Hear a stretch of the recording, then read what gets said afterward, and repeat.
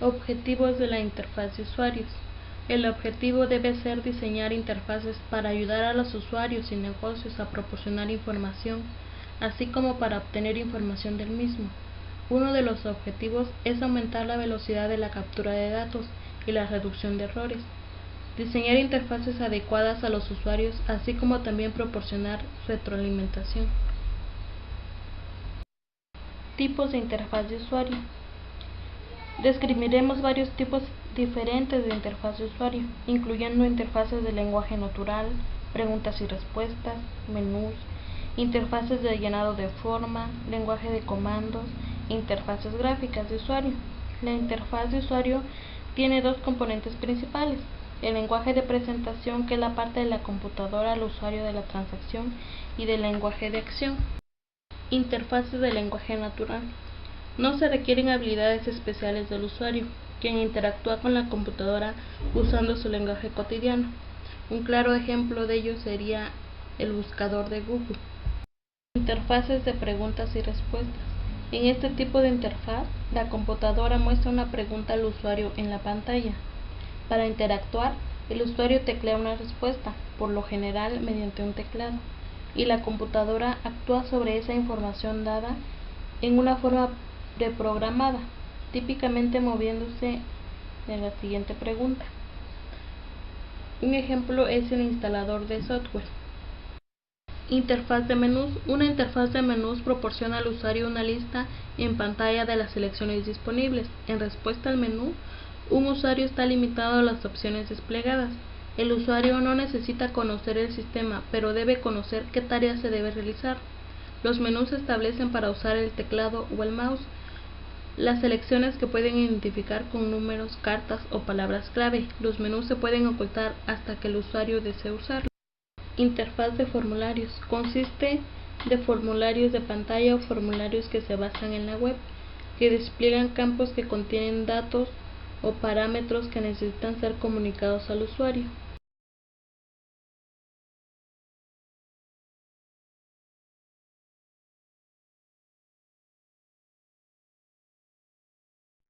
Retroalimentación para usuarios. Todos los sistemas requieren retroalimentación para monitorear y cambiar su comportamiento. La retroalimentación compara por lo general el comportamiento actual con objetivos predeterminados y nos dará información que describa la diferencia entre el desempeño actual y el pretendido. Debido a que los seres humanos en sí mismos son sistemas complejos, se requiere retroalimentación de los demás para satisfacer sus necesidades psicológicas. La retroalimentación también incrementa la confianza humana.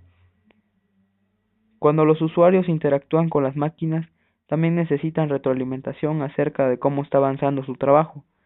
Como diseñadores de interfaces de usuario, los analistas necesitan estar conscientes de la necesidad humana de retroalimentación e integrarla en el sistema. Cuando tratamos la retroalimentación para los usuarios, nos referimos por lo general a la retroalimentación de los sistemas en línea. Es necesaria la retroalimentación al usuario por parte del sistema en ciertas situaciones. La retroalimentación que está mal temporizada o es demasiado abundante no es de ayuda, debido a que solamente podemos procesar una cantidad limitada de información. En las siguientes subsecciones se explican cada una de las situaciones donde es adecuada la retroalimentación. Reconocimiento de la aceptación de entrada. La primera situación en la cual necesitan los usuarios retroalimentación es para saber que la computadora ha aceptado la entrada. Por ejemplo, cuando un usuario teclea un nombre en línea, la computadora proporciona retroalimentación al usuario avanzando un carácter a la vez cuando las letras son tecleadas correctamente. Explicación sobre una espera en el procesamiento.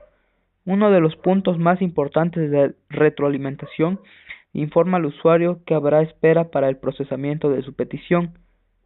Las esperas mayores a 10 segundos aproximadamente requieren retroalimentación para que el usuario sepa que el sistema está todavía trabajando. La pantalla despliega una frase asegurándole al usuario que su petición está siendo procesada, así como un mensaje en la esquina superior derecha instruyendo al usuario que espere hasta que el comando actual haya sido ejecutado. La pantalla también proporciona una forma para detener la operación si es necesario. Notificar que la entrada no está en la forma correcta. La retroalimentación es necesaria para prevenir a los usuarios que lo tecleado no está en la forma correcta. Cuando los datos son incorrectos, una forma de informar al usuario es generar una ventana que describa brevemente el problema con lo tecleado y la forma en que el usuario puede corregirlo. Reconocimiento de que la entrada está en la forma correcta. Los usuarios necesitan retroalimentación que les diga que la entrada está en forma correcta. Por ejemplo, un usuario da un comando a la retroalimentación de la computadora en pantalla es listo. Conforme el programa avanza de nuevo punto. Un mal ejemplo de retroalimentación para decirle al usuario que la entrada está en la forma correcta pudiera ser todo listo. Debido a que esto ocupa más espacio, no se entiende bien y no hace nada para motivar la entrada de más datos.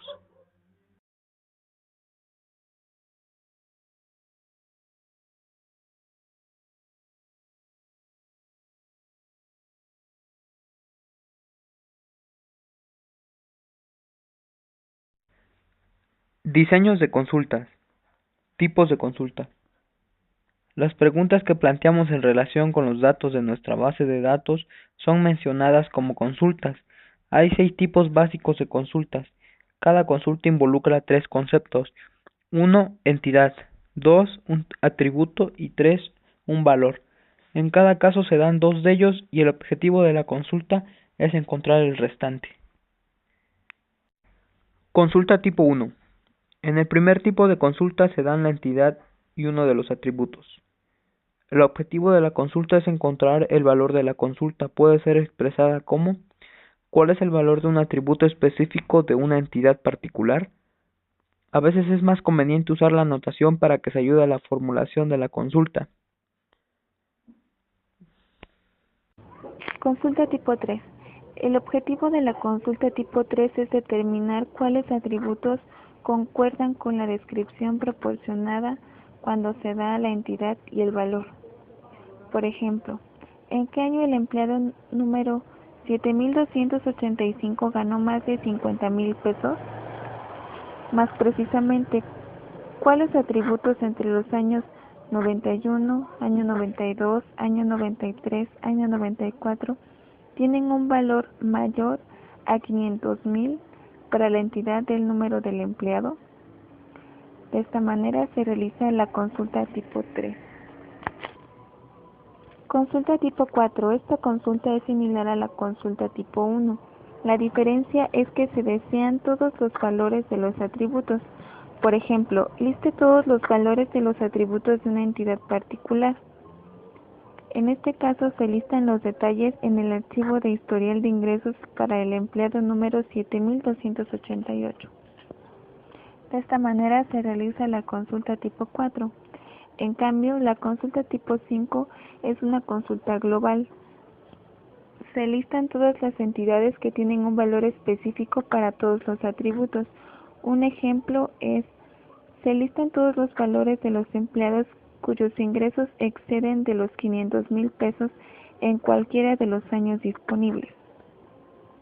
En cambio, la consulta tipo 6 es similar a la consulta tipo 3. La diferencia es que se solicita un listado de todos los atributos y de todas las entidades, en vez de una entidad en particular. Y esta puede ser planteada como: liste los atributos que tienen el valor especificado para cada una de las entidades. Y de esta manera termina la productividad y el diseño ergonómico. Los usuarios pueden evitar el uso de un sistema o quedar insatisfechos con simplemente a que el analista de sistemas no se preocupó para visualizar lo que sería sentarse ante una estación de trabajo y capturar datos en el sistema todo el día.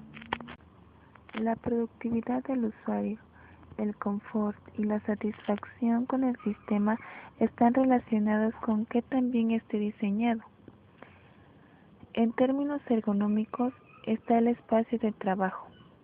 La ergonomía se refiere a la aplicación de datos biológicos y de ingeniería a los problemas relativos a las personas y a las máquinas que se usan en su trabajo.